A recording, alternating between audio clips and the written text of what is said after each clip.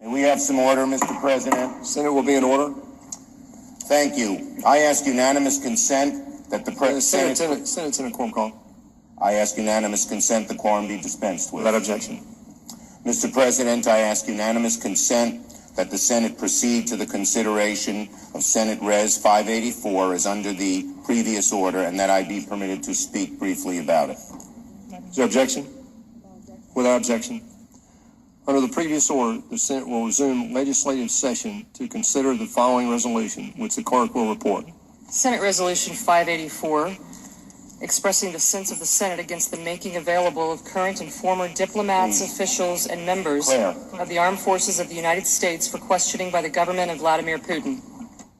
Mr. President, Democrat Leader. now I'm hopeful that we will come together on this resolution, which I introduced with the senator from New Jersey and the senator from Hawaii, that is neither the policy nor the practice of the United States to submit our citizens, let alone our ambassadors, to the interrogation of a foreign adversary.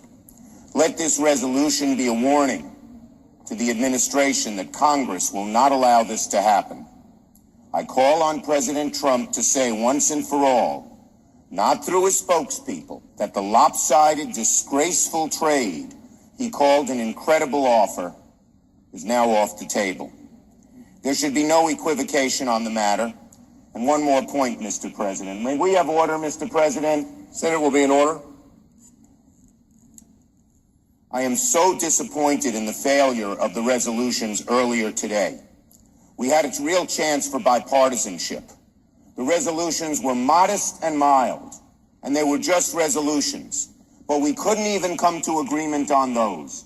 Our Republican colleagues, given the crisis we have in foreign policy, have to step up to the plate and join us, not just in resolutions, but in bipartisan action that is so important.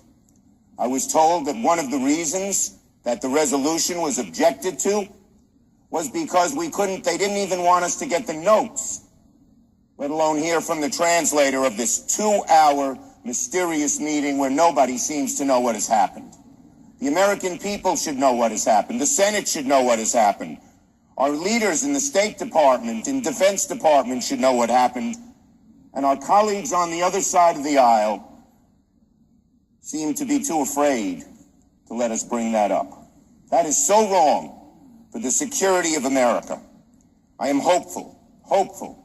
There are bipartisan efforts going on today that we can not do what we did earlier and block the resolutions by the senator from Vermont and the bipartisan resolution from the senators of Arizona and Delaware, but move together in real action to undo the damage, try to undo the damage that the president has done to this country this week. Mr. President, I yield the floor. Questions on the resolution? Is there a sufficient second? There appears to be. The clerk will call the roll. Mr. Alexander, Ms. Baldwin, Mr. Barrasso, Mr. Bennett, Mr. Blumenthal, Mr. Blunt, Mr. Booker, Mr. Bozeman, Mr. Brown, Mr. Burr. I got you.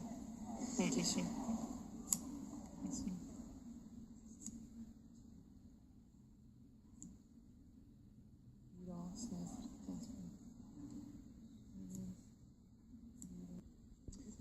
Is there any senator in the chamber who wishes to vote or change his or her vote? C, none.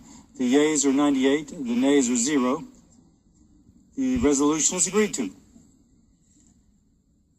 The senator from Maryland. I would ask consent that the Senate be in a period of morning business with senators permitted to speak for up to 10 minutes each.